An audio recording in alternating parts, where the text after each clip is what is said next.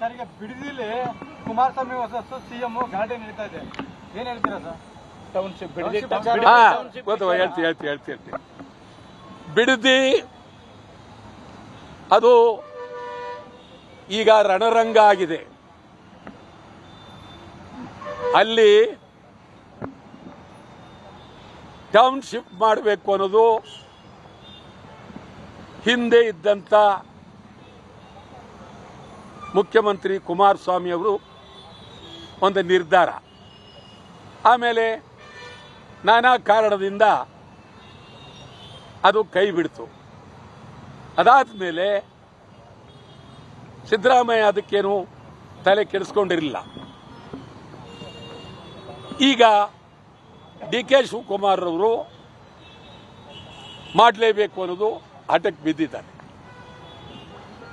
ಮೊದಲನೆಯದಾಗಿ ಉಪನಗರ ಬೇಡ. ಉಪನಗರ ಮಾಡೋದ್ರಿಂದ ತಮಿಳರು, ತೆಲುಗರು, ಮಲಯಾಳಿಗಳು, ಗುಜರಾತಿಗಳು, ಶ್ರೀಮಂತರು, ರಿಯಲ್ ಎಸ್ಟೇಟ್ ನಗರ ಆಗುತ್ತೆ. ಅದು ಉಪನಗರ ಆಗಲ್ಲ, ರಿಯಲ್ ಎಸ್ಟೇಟ್ ನಗರ. ಈ ರಿಯಲ್ ಎಸ್ಟೇಟ್ ನಗರಕ್ಕೆ ಇವರೆಲ್ಲ ಅಧಿಪತಿ ಆಗೋದಕ್ಕೆ ಪ್ರಯತ್ನ ಮಾಡ್ತಾ ಇದ್ದಾರೆ. ಇದು ಒಳ್ಳೆಯದಲ್ಲ. ಆಮೇಲೆ ರೈತರು ಕಣ್ಣೀರಿಡ್ತಾ ಇದ್ದಾರೆ. ಸುಮಾರು ದಿನದಿಂದ ನಾವು ಬೆಂಬಲ ಕೊಟ್ಟಿದ್ದೀವಿ. ಆದರೆ ಈಗ ರೈತರನ್ನ ಇಬ್ಬಾಗ ಮಾಡುವ ಚಿಂತನೆ ಡಿ.ಕೆ. ಶಿವಕುಮಾರ್ ಅವರು ಮಾಡ್ತಾ ಇದ್ದಾರೆ. ಈಗಾಗಲೇ ಅಲ್ಲಿ ಕೆಲವೊಂದು ಕರೆದು ಎಕರೆ 2 ಕೋಟಿ 3 ಕೋಟಿ ಕೊಡ್ತೀವಿ ಅಂತೇಳಿ ಆಸೆ ಹುಟ್ಟಿಸಿ ಸುಮಾರು ಒಂದು 20-30 ಕೋಟಿವರೆಗೂ ಈಗಾಗಲೇ ಕೊಟ್ಟಿದ್ದಾರೆ. ಜನ ದುಡ್ಡಿನ ಆಸೆಗೆ ಬಿಡ್ತಾ ಇದ್ದಾರೆ. ಇದು ಒಂದು. ಮತ್ತು ಮುಖ್ಯಮಂತ್ರಿ ಆದವರು ವಿಧಾನಸೌಧಕ್ಕೆ ನಿಮ್ಮ ಸವಾಲನ್ನ ಒಪ್ಪಿದ್ದೇನೆ ಅಂತೇಳಿ ಸವಾಲಿಗೆ ನಿಲ್ಲಬಾರದು. ಮುಖ್ಯಮಂತ್ರಿ ಆದವರು ಅವರಿಗೆ ಸಂವಿಧಾನಬದ್ಧವಾಗಿ ಅಗಾಧವಾದಂಥ ಶಕ್ತಿ ಇದೆ, ಕಾರ್ಯಾಲಯ ಇದೆ, ವಿಧಾನಸೌಧದಲ್ಲಿದೆ, ಬೇರೆ ಬೇರೆ ಕಡೆ ಸರ್ಕಾರಿ ಕಾರ್ಯಾಲಯಗಳಲ್ಲಿ ಅವರಿಗೆ ಅವಕಾಶ ಇದೆ. ಗಂಭೀರವಾಗಿ ಅವರು ಕುಮಾರಸ್ವಾಮಿ ಅವರೇ ಬೀದಿಗೆ ನಿಂತು ಮಾತನಾಡೋ ಬದಲು ನೀವು ಬನ್ನಿ, ಏನಿದೆ ನಿಮ್ಮದು ಮಾತನಾಡೋಣ ಅಂತ ಹೇಳ್ಬೋದಾಗಿತ್ತು.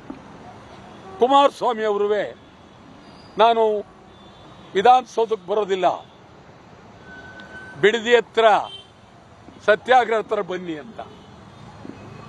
ಇದೆರಡು ಇಬ್ಬರು ವೈಯಕ್ತಿಕವಾದಂಥ ಪ್ರತಿಷ್ಠೆಗೆ ಇಡೀ ರಾಜ್ಯದ ಗಮನ ಸೆಳೀತಾ ಇದ್ದಾರೆ. ನನಗನ್ನಿಸ್ತದೆ ಕುಮಾರಸ್ವಾಮಿ ಅವರು ಪಾಳ್ಯಗಾರಿಕೆ, ಶಿವಕುಮಾರ್ ಅವರು ಪಾಳ್ಯಗಾರಿಕೆ. ಹಿಂದೆ ಪಾಳ್ಯಗಾರರಿದ್ದರು. ಸ್ವಾತಂತ್ರ್ಯ ಮುಂದೆ ಪಾಳ್ಯಗಾರರದೇ ಈ ದೇಶದಲ್ಲಿ ದೊಡ್ಡ ನಡೀತಾ ಇತ್ತು. ಆದರೆ ಅವರನ್ನು ಮೀರಿಸ್ತಕ್ಕಂಥ ಪಾಳ್ಯಗಾರರು ತೊಡೆ ತಟ್ಟಿ ನಿಂತಿದ್ದಾರೆ ಕುಸ್ತಿಗೆ. ಡಿ.ಕೆ. ಶಿವಕುಮಾರ್, ಕುಮಾರಸ್ವಾಮಿ. ನಾನು ಇವತ್ತು ಹೇಳ್ತೀನಿ ನಿಮ್ಮಿಬ್ಬರಿಗೂ, ನಾನು 67ರಿಂದ ಶಾಸಕನಾಗಿ ಇದ್ದವನು. ನಿಮ್ಗೆ ಹೇಳ್ತೀನಿ, ಗಂಭೀರವಾಗಿ ನೀವು ಒಂದು ಕಡೆ ವಿಧಾನಸೌಧ, ಕಾವೇರಿ ಭವನ ಎಲ್ಲಾದರೂ ಕೂತು ಮಾತನಾಡಿ. ನಿಮ್ಮ ಮಾತಿನಲ್ಲಿ ಪ್ರಾಮುಖ್ಯತೆ ಸಿಕ್ಕಿದ್ರೆ ಸಂತೋಷ. ಇದು ವೈಯಕ್ತಿಕವಾದಂಥ ದೇಶಕ್ಕೆ ನೀವು ಹೊರಟು ಇಡೀ ರಾಜ್ಯಕ್ಕೆ ಅಪಮಾನ, ಸಂವಿಧಾನಕ್ಕೆ ಅಪಮಾನ. ಏನಮ್ಮ? ಹೌದೌದು. ರೈತರ ಚಳುವಳಿಯನ್ನ ತಮ್ಮ ಸ್ವಾರ್ಥಕ್ಕೆ ಇಬ್ರು, ಡಿ.ಕೆ. ಶಿವಕುಮಾರ್, ಕುಮಾರಸ್ವಾಮಿ, ಇದು ಇವತ್ತಲ್ಲ, ಇವರಿಬ್ಬರಿಗೂ ಮೊದಲಿಂದಲೂ ಒಂದಲ್ಲ ಒಂದು ದ್ವೇಷ, ಒಂದು ರೀತಿ ದಾಯಾದಿಗಳ ಹೋರಾಟ ದೇವೇಗೌಡರ ಕಾಲದಿಂದಲೂ ಇದೆ. ಡಿ ಕೆ ಶಿವಕುಮಾರ್ ಮೇಲೆ ಕೇಸ್ಗಳು ಹಾಕಿದ್ರು, ಅವರು ಇವ್ರ ಮೇಲೆ ಒಟ್ಟಾರೆ ಇಬ್ಬರು ಒಟ್ಟಿಗೆ ತೀವ್ರವಾಗಿ ಗಲಾಟೆ ಮಾಡ್ತಾ ಇದ್ದಾರೆ. ಇದು ಪಾಳ್ಯಗಾರಿಕೆಯನ್ನ ನೆನಪಿಸ್ತದೆ. ಹುಷಾರ್, ಪ್ರಜಾಪ್ರಭುತ್ವದ ಹೆಸರಿನಲ್ಲಿ ತಾವು ಮುಖ್ಯಮಂತ್ರಿ ಆಗಿದ್ದೀರಿ, ನೀವು ಕೇಂದ್ರದ ಮಂತ್ರಿ ಆಗಿದ್ದೀರಿ. ನಿಮ್ಗೆ ಹೇಳ್ತಾ ಇದ್ದೀನಿ, ಗಂಭೀರವಾಗಿ ನೀವು ಇದನ್ನ ತೀರ್ಮಾನ ಮಾಡಿ. ಮುಖ್ಯಮಂತ್ರಿಯವರಿಗೆ ಹೇಳ್ತೀನಿ, ಕನಿಷ್ಠ ವಿಧಾನಸಭೆಯನ್ನ ಒಂದು ದಿನಕ್ಕಾದರೂ 2 ದಿನಕ್ಕಾದರೂ ತುರ್ತಾಗಿ ಕರೆದು ಸಮಗ್ರವಾಗಿ ಚರ್ಚೆ ಮಾಡಿ ನಿರ್ಣಯ ಮಾಡಿ. ಅದನ್ನು ಬಿಟ್ಟು ನೀವು ಬೀದಿಗೆ ಬಂದು ತೊಡೆ ತಟ್ಟೋದಾದರೆ ಇದು ಸಮಗ್ರ ಕನ್ನಡಿಗರಿಗೆ, ಸಂವಿಧಾನಕ್ಕೆ, ಪ್ರಜಾಪ್ರಭುತ್ವಕ್ಕೆ ಅತ್ಯಂತ ಅಪಾಯಕಾರಿ ಬೆಳವಣಿಗೆ. ಇದನ್ನ ಮಾಡಕೂಡದು.